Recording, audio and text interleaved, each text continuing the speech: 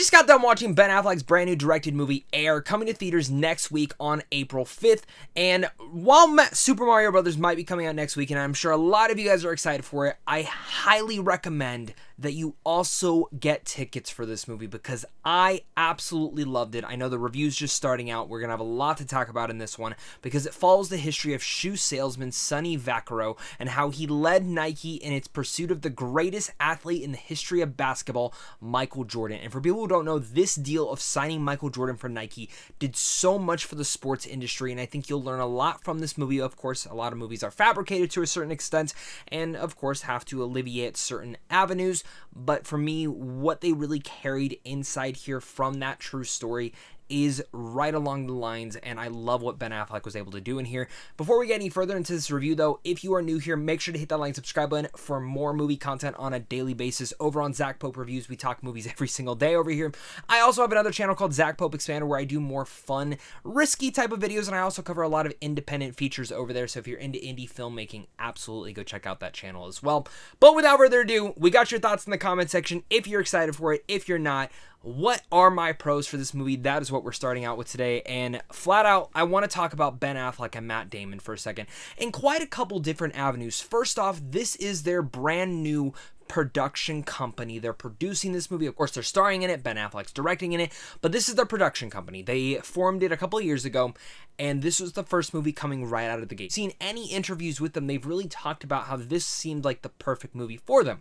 Nike was just trying to get off the ground with this. They needed a deal this big, and Michael Jordan was that deal, and hopefully Air is that successful story for them as well, and it absolutely should be, specifically because these two just make movie magic.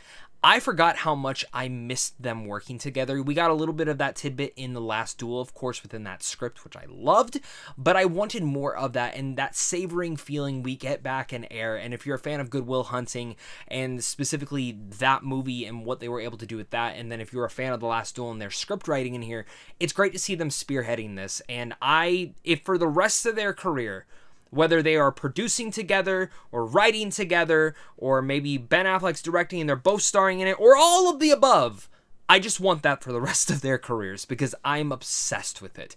And in fact, their energy and their chemistry that they have with one another as performers in here is just top tier. And I really loved the performances in here, and I'll start with Matt Damon, of course, as Sonny, the main title character in here. He is that very inspirational guy, that underdog that just needs that one chance, and he's very relatable to a lot of different people. People can feel that. People can understand that, and I've always found that Matt Damon does a great job in these roles, whether it's films like this or We Bought a Zoo. He always has that charisma that really just excels into each of these natures, and again, that underdog story I can feel very wholeheartedly, as well as if you go and look at Ben Affleck, who's playing Phil Knight. If you know who Phil Knight is, he is the CEO at the time of this for Nike. He was also pretty much the whole entire creator, selling shoes out of the back of his car.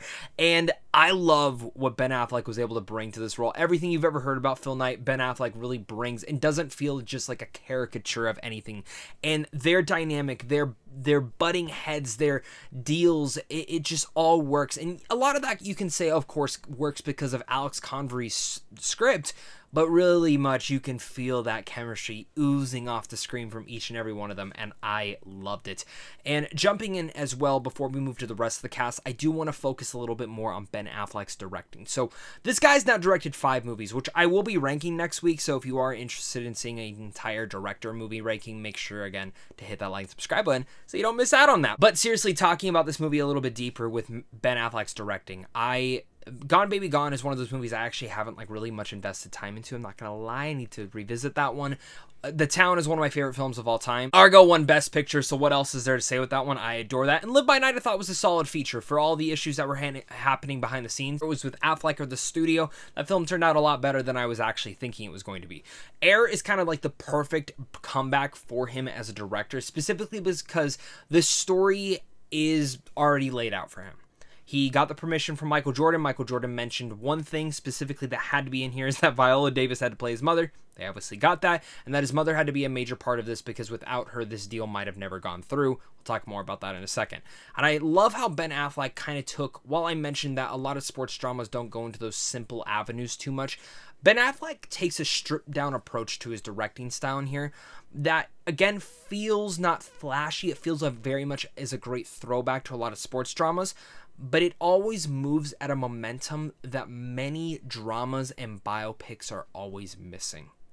And you can have an excellent script that does that, but if you don't have a director that knows how to hit all those familiar beats and move the story across in a highly entertaining way, and also an emotional and motivational way, then you can lose a lot of that stuff all in between. And I found that Ben Affleck's directing here, again, while not changing the cinematic landscape, or in general, if you've seen God Baby Gone, or if you've seen Argo, or if you've even seen The Town and Live by Night, I find that his directing style is so simple and stripped back at times.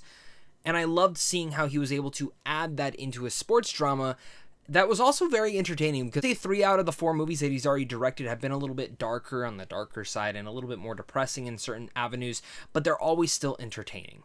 And I love how he was able to add that into the sports drama world, and I can't wait to see what he does next. Speaking about the rest of the cast, Viola Davis is an absolute standout in here, and if the Oscars were tomorrow, I would nominate her for Best Supporting Actress. She was absolutely incredible in here as Michael Jordan's mother, and I think it really much, while this is, again, a love letter to basketball and underdogs out there and this entire deal that really changed the landscape, it is also kind of a love letter to Michael Jordan's parents, specifically his mother, and a love letter to mothers and how important they are to a lot of our different lives. And I really love that the script and the story focused on her, because in this movie they do not show Michael Jordan, like the actor playing Michael Jordan. They show images of Michael Jordan and the actual Michael Jordan. Affleck's talked about that you know, it's hard to differentiate that. It's a risky move that I think overall paid off, but I do want to add that in my mixed aspects, or we're going to come back around for that in a second, that I think it might bother some people. Didn't bother me. Viola Davis is absolutely incredible in this film. Among the likes of Jason Bateman, Chris Messina, I mean, he has one of the funniest moments in this entire film and just eats it up. And speaking of like moments in here, Matt Damon probably has one of my favorite speeches in a drama in quite a while. It was absolutely going to be one of those quotable ones, like the one from Rocky Balboa. Speaking of standouts, Chris Tucker. God, I missed him. Like, this guy just, I feel like he doesn't do shit anymore, but he is so good in this movie, and everyone's dynamics just play off in a perfect way. And the guy who plays Dolores Jordan's husband, Julius Tenen, I wish there was actually a little bit more of him, but specifically, again, he's great too. In fact, as the movie kept going on, there was a point where I checked my phone to see what time it was, because I felt like we were nearing to the end, and I was getting a little bit sad that the movie was about to end, because I was so invested with these characters, with these deals, and all the different trials and tribulations that they had to go through to just get a meeting.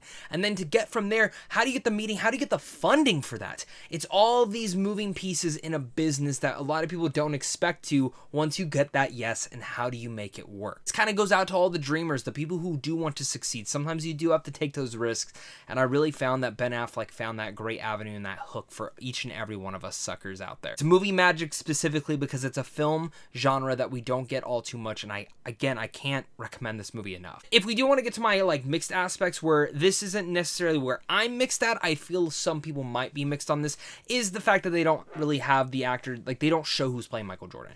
That might bother some people. Some people might want a little bit more development from that.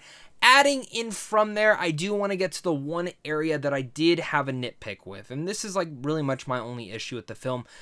In the back half, because the movie's almost 2 hours, the last 20 minutes has quite a few montage sequences.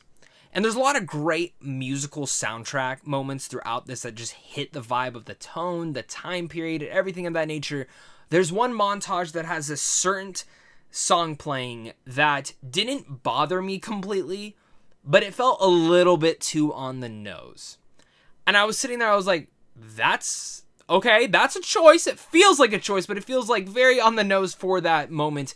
And that entire montage moment, I wish they would have moved it up a bit. It felt a little bit, how do you say, we've seen it all before in that moment. And then jumping from there, of course, all these true stories always end with, here's where this character ended up, here's where this character ended up, here's where this person ended up. And obviously you can expect Air was going to do this, and it does. But it like starts it and then stops and go into like a couple other scenes with other characters. Then it starts up again. and it felt like it went on for quite a bit longer than I expected. And I feel like truly the film was ready to be wrapped up and done, but it's like they really, and I understand, they gave shines to where each and every one of the characters were, and people who are specifically important to Michael Jordan, but maybe weren't all too much in the story. I personally it did kind of drag it out a bit. And I was like, okay, that is very interesting how they are doing this. I'm happy everyone's getting a moment to shine, but maybe there was a faster way that you could have done this to wrap up the story in a better way, or maybe just not make it montagey. I have an issue when it comes down to montages towards the back half of a film, whether it's a non-fiction film, a fiction film, whatever you want to say it is. It's always bothered me. Can't express enough. Ben Affleck soars back to the director's chair and a fantastic return with Air, a must-see inspirational sports drama about the business of the industry that changed forever after the Air Jordan deal.